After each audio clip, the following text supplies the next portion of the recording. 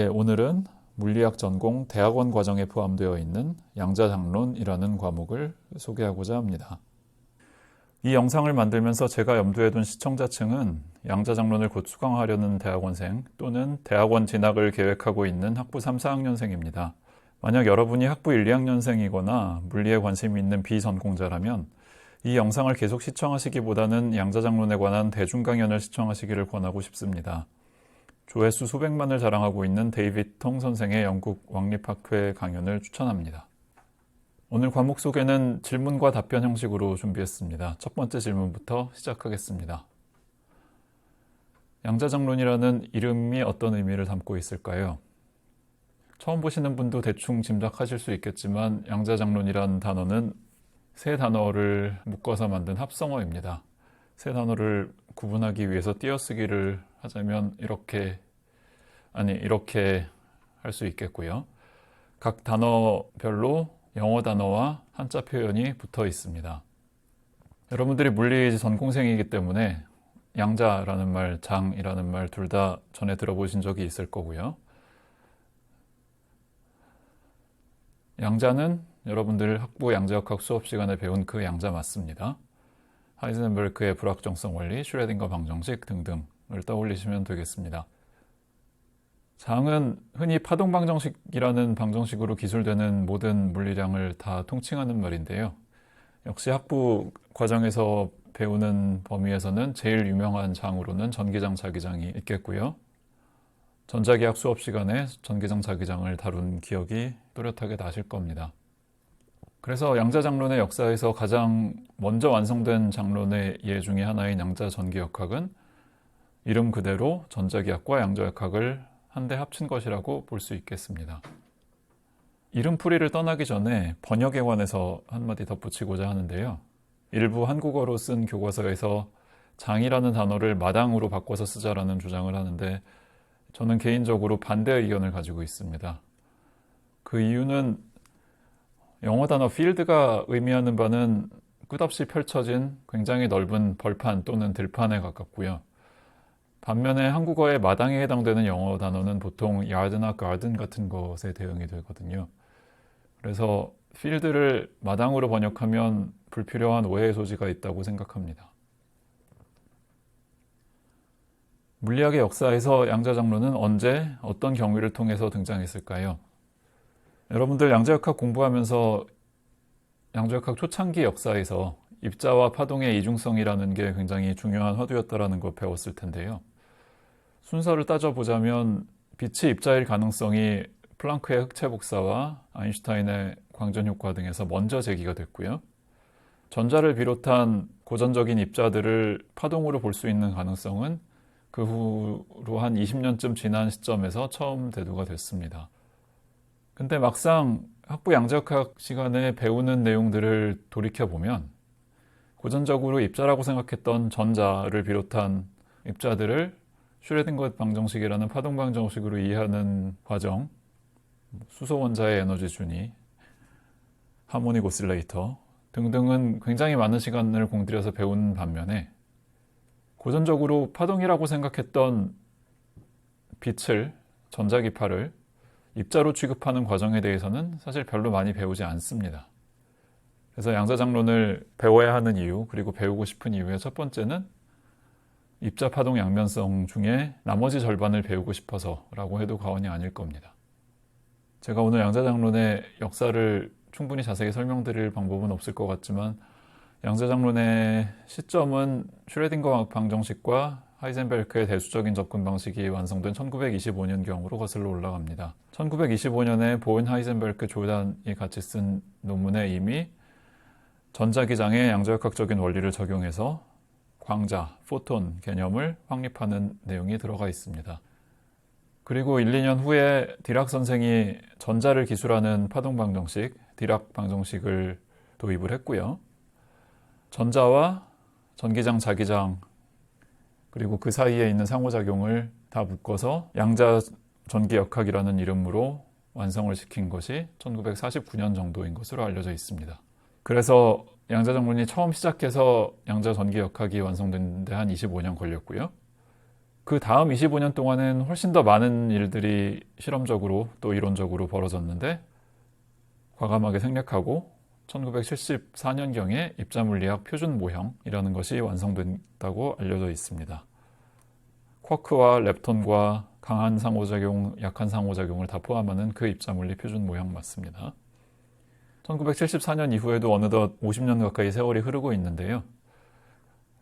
간단하게 요약하기는 어렵지만 그 이후에도 굉장히 많은 양자장론 연구가 활발하게 이루어지고 있습니다. 여러분들이 이미 학부에서 배운 양자역학과 새로 배우게 될 양자장론 사이에 어떤 차이가 있는지 공통점은 강조하지 않고 차이점을 강조해서 얘기를 하겠습니다. 차이점도 굉장히 여러 가지가 있지만 그 중에 세 가지만 소개를 하겠습니다. 첫 번째, 양자장론에서는 입자 종류와 개수가 바뀔 수 있습니다.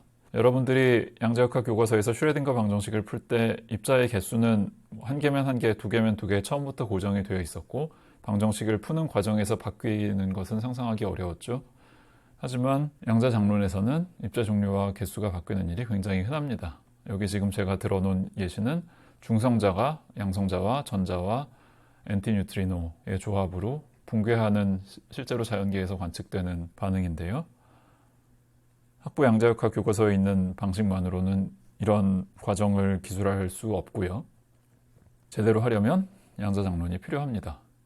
물론 입자 종류와 개수가 바뀐다고 모든 게 다 바뀌는 건 아니고 전자기 상호작용 관점에서 봤을 때 이 시스템이 가지고 있는 총 전하량은 완벽하게 보존이 된다는 것도 확인할 수 있습니다.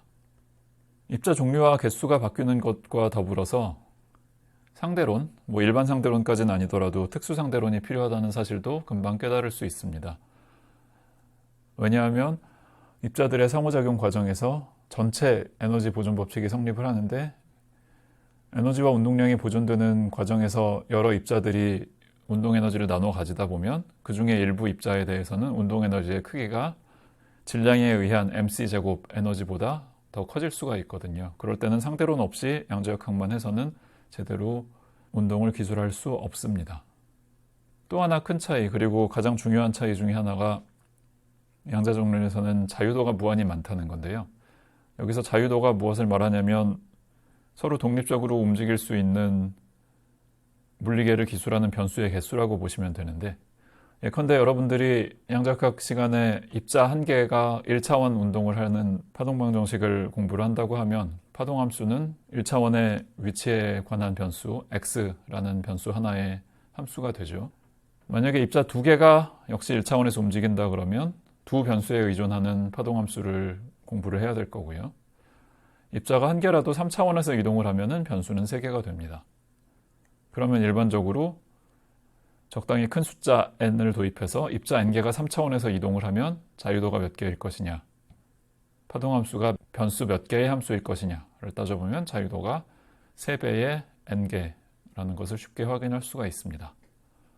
자, 그런데 우리가 필드, 장이라는 개념을 고전적으로 도입할 때 가지고 있는 물리적인 그림이 지금 여기 보시는 그림 같은 거거든요. 공간상의 격자가 있고 격자의 각 점에 독립적으로 움직일 수 있는 질점들이 있고 그 질점들이 완전히 자유롭게 움직이지는 못하도록 이웃한 질점들 사이에 상호작용을 매개하는 매개체가 들어가 있습니다. 이런 시스템을 무한히 확정한다고 하면 자유도가 무한히 커지는 방향이 두 가지가 생기는데요. 하나는 연속적인 파동방정식으로 기술을 하기 위해서 격자의 크기를 무한정 감소시키는 과정을 상상을 하는데, 즉 시공간의 해상도가 증가하는 방향으로 관점이 이동하는데, 그러면 정해진 부피 안에 몇 개의 질점들이 들어가냐를 따졌을 때 해상도가 커짐에 따라서 질점의 개수가 무한정 커질 수가 있습니다. 또 다른 한편으로는 해상도가 제한이 돼 있더라도 시공간에서 우리가 관심을 가지는 영역의 부피가 계속 늘어나면 역시 자유도는 무한히 커집니다. 그럼 여기서 이런 질문이 들 수 있는데요. 학부 양자역학에서 몇 개의 변수에 의존하는 파동함수의 슈레딩거 방정식을 풀었다면 그럼 주로 양자장론에서 하는 일은 무한히 많은 변수에 의존하는 슈레딩거 방정식을 푸는 것이냐? 개념적으로 보면 그 말이 완전히 틀린 말은 아니지만 실용적인 차원에서 실제로 무한히 많은 변수에 의존하는 슈레딩거 방정식을 푸는 일은 여의치 않은 일이기 때문에 실제로 양자장론 수업 시간에 하는 계산은 직접 슈레딩거 방정식을 푸는 것과는 다소 거리가 있습니다. 우리가 물리를 조금 오래 공부하다 보면 가끔 한 번씩은 정말 세상을 보는 관점이 달라진다는 느낌을 받을 때가 있는데요. 혹시 양자장론 첫 학기에 배우는 내용 중에 그런 관점의 변화라고 부를 수 있는 것이 있는지라는 것이 다음 질문입니다. 크게 두 가지를 소개할 수 있는데요. 하나는 동일 입자, identical particle이라는 개념입니다. 예컨대 전자라고 하면 여러분 몸속에 있는 전자나 여러분 주위에 있는 가구를 이루고 있는 분자 안에 있는 전자나 저기 달에 있는 전자나 안드로메다 은하에 있는 전자나 완벽하게 같고 구분할 수 없다라는 말인데요. 사실 학부 양자역학 수업 시간에도 동일 입자 개념을 소개를 하는데 그때는 실험이랑 잘 맞으니까 이론적으로 파동함수를 이런 식으로 구성하자라고 이론적인 가정으로 놓고 넘어가는데 양자장론을 체계적으로 공부하다 보면 하나의 장, 필드를 양자화하는 과정에서 입자가 나온다라는 관점을 택하고 나면 동일 입자라는 개념은 자연스럽게 반드시 나올 수밖에 없는 개념임을 확인할 수가 있습니다. 그런 면에서 우리 우주를 구성하고 있는 기본 입자들에 대한 관점이 조금 바뀐다고 할 수 있고요. 비슷한 맥락에서 반입자 개념도 자연스럽게 도입이 됩니다. 전자를 기술하는 파동방정식을 공부를 하다 보면 양자화 과정을 통해서 우리는 전자를 만들어내려고 했을 뿐인데 반강제적으로 전자와 질량은 완전히 똑같지만 전하 값은 반대인 양전자라는 것도 나올 수밖에 없다는 결론에 도달을 하게 됩니다. 조금 실용적인 질문으로 옮겨와서요. 최근에 대학원에 진학했거나 곧 대학원에 진학하려고 계획하는 학생인데 나는 양자장론을 꼭 배워야 하나? 라는 질문을 가질 수 있을 것 같은데요. 핵물리나 입자물리 전공을 계획하고 있는 사람이라면 양자장론은 무조건 필수입니다. 피해갈 방법이 없습니다. 그리고 물리학의 다른 분야를 전공한다면 입자물리나 핵물리와 얼마나 가까우냐에 따라 조금 차이는 있겠지만 양자장론이 필수는 아닐 수도 있는데요. 그래도 물리의 근본을 좀 더 깊이 이해하고 싶은 욕망이 있는 학생이라면 얼마든지 공부하기를 권하고 싶습니다. 여러분들이 인터넷에서 입자물리의 표준 모형이라는 검색어로 검색을 하면 소위 물리학자의 주기율표라는 여기 보여드리는 것과 같은 그림을 쉽게 찾을 수 있는데요. 이 그림을 대충 구경만 하는 게 아니라 제대로 이해하고 이 수많은 입자들이 서로 어떻게 상호작용하는지를 제대로 이해하고 싶다면 양자장론의 언어를 익히지 않고서는 아무것도 할 수 있는 게 없습니다. 양자장론 공부하기 전에 어떤 준비가 필요할까요? 양자장론이 보통 대학원 2년차 과목 정도에 편성이 되어 있기 때문에 대충 얘기하자면 그보다 앞에 편성되어 있는 과목들은 대체로 다 알아야 된다라고 볼 수 있는데요.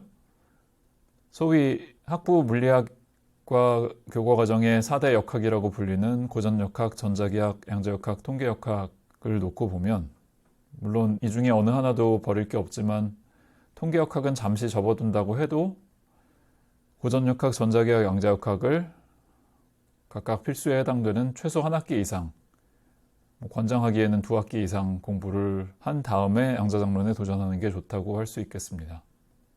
방금 말씀드린 학부 교과목들 중에 필수에 해당되는 것들을 충분히 잘 이수를 하고 나서도 막상 양자장론을 공부하려다 보면 좀 어려움을 겪곤 하는데요.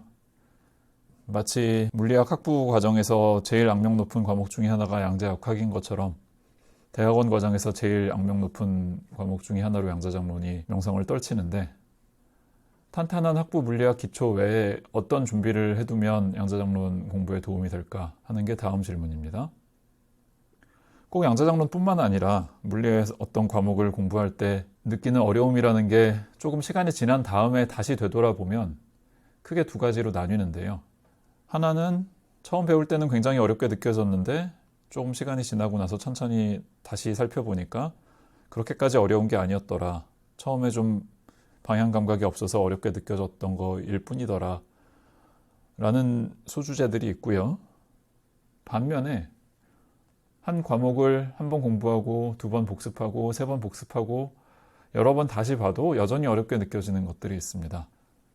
이런 구분을 양자장론에 적용을 해보면 처음 배울 때만 잠깐 어려운 것에 해당되는 게 크게 두 가지가 있는데요. 하나는 특수상대론이고요. 아까도 말씀드린 것처럼 특수상대론을 포함을 해야 기본 입자들의 상호작용을 제대로 기술할 수 있는데, 특수상대론이라는 것이 사실 일반물리 시간에도 배울 수 있고 역학 시간에도 배울 수 있고 현대물리 시간에 배울 수도 있고 일반 상대론 수업 시간에도 배울 수 있고 학부 과정 중에만 배울 기회가 여러 번 있지만 자칫 잘못하면 방금 나열한 어느 과목에서도 못 배우고 넘어올 수도 있거든요. 일반 물리에서 배운 정도 수준으로는 곤란하고요.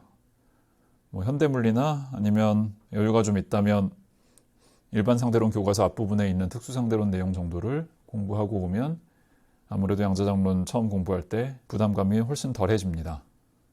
초보자들이 느끼는 또 다른 어려움으로 수리물리 내지는 물리수학이라는 범위에서 곧잘 놓치고 오는 대목이 있는데요. 그게 대칭을 수학적으로 기술하는 언어인 군 개념, 군을 계산에 적용할 때 유용한 표현이라는 개념인데요.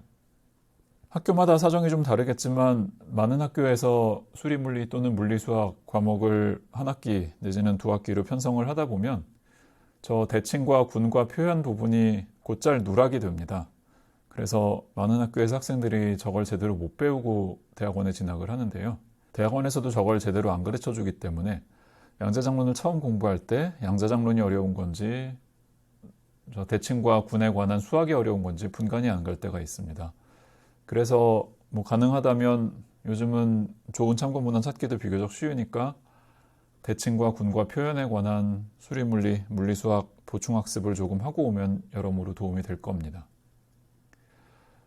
반면에 양자장론을 여러 번 공부를 해도 여전히 어려운 게 무엇이 있느냐라고 묻는다면 이건 사실 여러분들이 직접 공부를 좀 해본 다음에 제대로 감을 잡아야 될 대상이긴 하지만 간단히만 설명하면 아까 언급한 무한한 자유도라는 것에서 출발해서 딸려 나오는 여러 가지 개념적인 이슈들이 있는데요. 그 중에 하나가 재규격화라는 거고, 또 하나 양자장론 계산이 어렵다 보니 주로 많은 계산을 다 섭동전개, perturbation expansion에 의존을 하는데 비섭동적 정의, non-perturbative definition을 수많은 수학자들과 물리학자들이 시도해왔지만 아직 충분히 만족스러운 단계에 도달하지는 못하고 있습니다. 다음 질문입니다. 보통 양자장론 수업이 1년 2개 학기로 구성이 되어 있는데 그 1년 2학기 수업에서 주로 어떤 주제들을 어떤 순서로 다루는지가 질문의 내용입니다. 조금 간략하게 요약을 하면 양자장론 교과서마다 스타일이 제법 많이 다름에도 불구하고 2학기에 다뤄야 되는 주제들은 입자의 스핀에 따라서, 그 다음에 상호작용을 끄느냐 켜느냐에 따라서 크게 6가지로 나눌 수가 있고요. 아무래도 스핀도 0이고 상호작용도 없는 부분이 가장 쉬운 출발점이 될 텐데요. 거기서 출발해서 어떤 순서를 따를지는 교과서에 따라서, 강의자에 따라서 많이 달라지기도 합니다. 가장 전형적인 예로 일단 상호작용을 끈 상태에서 스핀을 키우는 방향으로 갔다가 상호작용을 차츰 켜는 식으로 갈 수도 있고요. 아니면 스핀 0인 상태에서 상호작용을 켜는 과정을 먼저 설명을 하고 그 다음에 스핀 2분의 1을 살펴보고 그 다음에 스핀 1을 살펴보고 하는 식으로 진행을 할 수도 있습니다. 상호작용이 없는 자유입자의 장론에서 다뤄야 될 내용들은 일단 양자장론을 본격적으로 시작하기에 앞서서 고전장론에 대해서 조금 보충 설명을 할 것도 있고요. 그 다음에 자유입자의 양자 상태를 기술하는 데 있어서 상대론을 포함을 해야 되니까 로렌스 대칭성을 염두에 두고 그 로렌스 대칭성에 맞게 자유입자의 힐버트 스페이스를 구성해야 되는 문제도 있고요. 그 다음에 스핀 1 입자를 공부하다 보면 원하든 원치 않든 게이지 대칭성이라는 문제에 맞닥뜨리게 되고 그 게이지 대칭성을 어떻게 장론에 반영해야 될지 공부를 할 수밖에 없습니다. 상호작용을 켜는 데에 가서는 양자화 과정을 이해하는 직관적인 방법 중에 하나로 파인만 선생의 경로적분이라는 게 있는데 모든 학생들이 학부 양자역학 수업 시간에 경로적분을 배운 게 아니기 때문에 일단 그것부터 배우고 시작을 하고요, 보통. 다음에 경로적분에서 출발해서 섭동전개, 퍼터베이션 익스펜션을 통해서 계산을 해야 되는데 그때 계산 패턴을 직관적으로 쉽게 설명하는 파인만 그래프 방법이라는 것을 배우게 됩니다. 그리고 상호작용을 본격적으로 고려를 하다 보면 양자장론의 자유도가 무한대라는 사실로부터 나오는 소위 재규격화라는 문제에 맞닥뜨리게 되고요. 이게 사실 양자장론 공부하는 전체 과정에서 제일 중요한 분기점 중에 하나가 되는데 지금 이 자리에서 재규격화가 무엇인지 설명을 하기는 곤란하기 때문에 일단은 넘어가겠습니다. 방금까지 설명한 두 학기 어치 내용을 다 배웠다고 해도 양자장론의 전문가가 되는 것은 아니고요. 그냥 양자장론의 공통 언어를 어느 정도 익히는 것에 불과하고 거기서 더 나아가서 양자장론을 실제 물리에 적극적으로 활용하려면 공부할 게 더 많이 남아 있는데요. 예컨대 입자물리 전공자가 입자물리 표준 모형을 양자장론의 언어로 충분히 잘 기술하고 싶으면 배워야 될 게 몇 가지가 더 있습니다.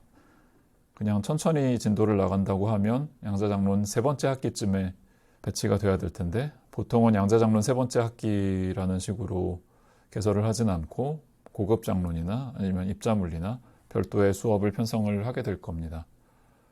아무튼 입자물리 표준 모형을 이해하는 데 있어서 추가로 배워야 될 것 중에는 자발적인 대칭성 붕괴, 힉스 메커니즘, 카이럴 대칭성과 게이지 대칭성의 양자역학적인 깨짐, CP 대칭성을 위반하는 입자들의 상호작용 등이 있습니다.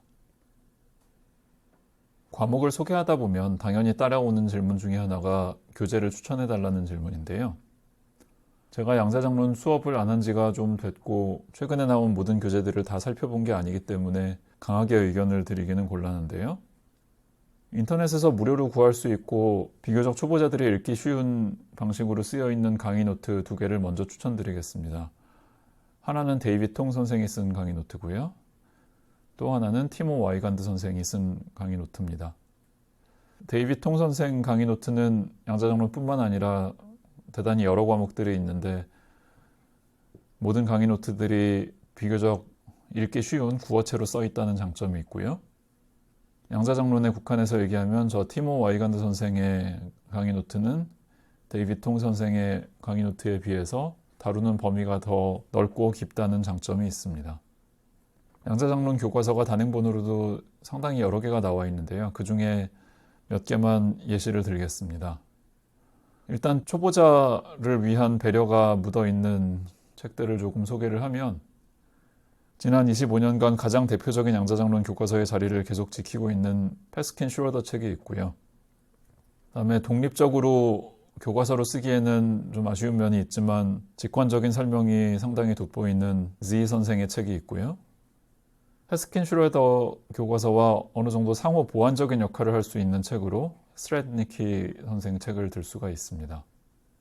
초보자들에게 권하기는 좀 망설여지지만 깊이 면에서나 넓이 면에서나 현대적 관점을 강조한다는 면에서 장기적으로 봤을 때 학생들한테 크게 도움이 될 만한 책들이 몇 개 있고요.